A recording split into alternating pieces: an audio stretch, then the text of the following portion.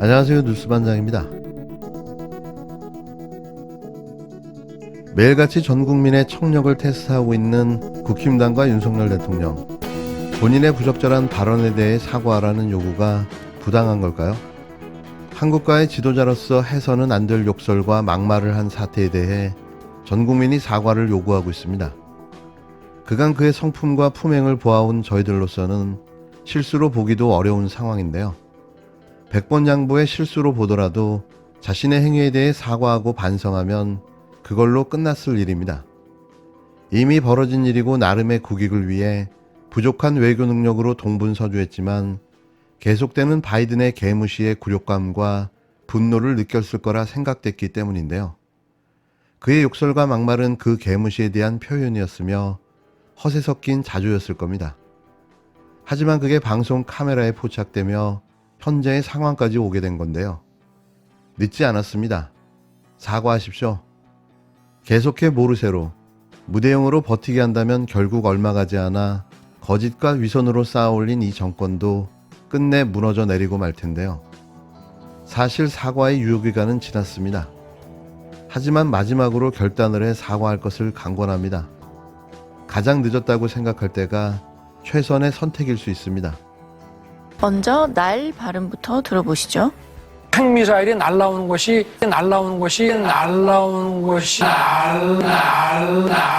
서울에서 바이든 발음 들어보시죠.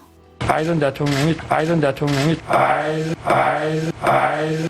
뉴욕에서의 발언 들어보시죠.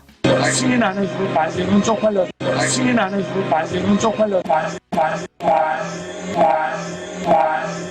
이제 서울과 뉴욕에서의 바이든 발음을 들어보시죠.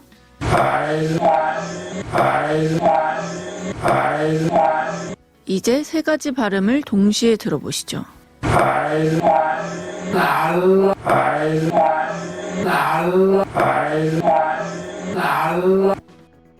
윤석열 대통령의 외교 현장 욕설과 막말을 두고 국민 10명 중 6명이 바이든이라고 들린다고 답했습니다. 김은혜 홍보수석의 최초 해명대로 날리면이라고 들린다는 응답은 30%도 되지 않았는데요. 이게 정상이며 당연한 겁니다. 모든 국민들이 바이든으로 들은 게 명확한 거죠.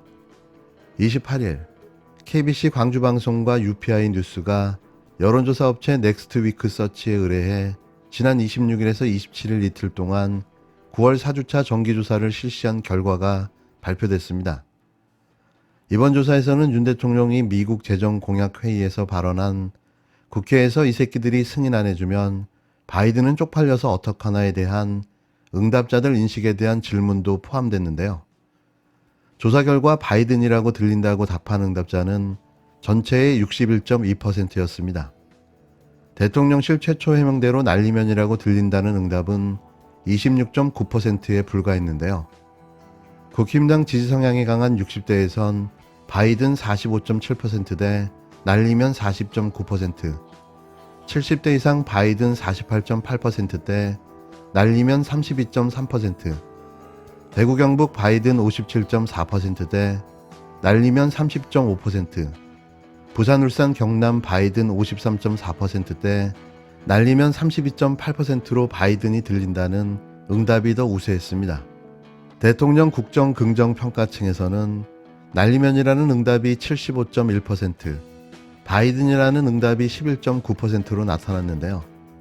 반면 부정평가층에서는 바이든이라는 응답이 86%로 날리면이라는 응답 3.6%를 압도했습니다. 이번 조사에서는 대통령 국정 긍정 평가는 34.9%, 부정평가는 62.5%로 조사됐는데요. 해당 발언 보도가 동맹을 훼손한다는 윤 대통령의 주장에 대해서는 공감한다는 응답이 33.3%에 그쳤습니다. 반면 공감하지 않는다는 답변은 63.6%나 됐는데요.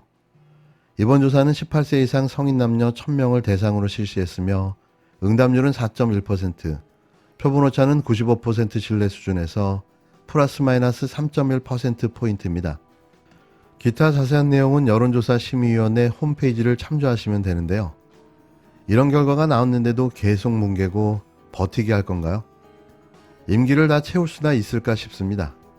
또 쿠키뉴스가 데이터 리서치에 의뢰해 지난 26일 이루어진 여론조사에서는 욕설 논란과 관련해 대통령실과 여당의 대처가 부적절하다는 여론이 75.8%로 나타났는데요. 적절하다는 응답은 20.3%에 불과했습니다. 윤석열 대통령의 지지세가 강한 부산, 울산, 경남에서도 73.3%가 적절하지 못하다.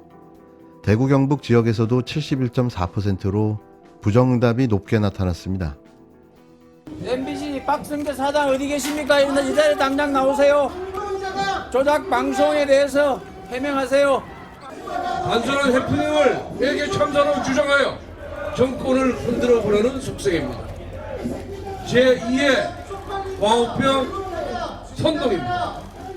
언론 탓하지 말고 확인부터 먼저 해라. 먼저 해라. 먼저 해라. 먼저 해라.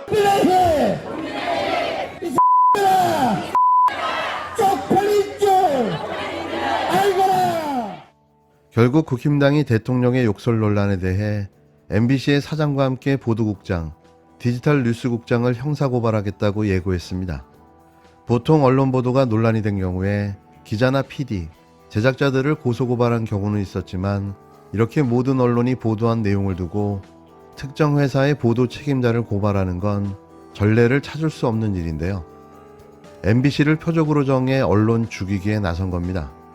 국힘당 MBC 편파 조작 방송 진상규명 테이프는 29일 오늘 MBC를 정보통신망법 명예훼손 혐의로 대검찰청에 고발하겠다고 밝혔습니다.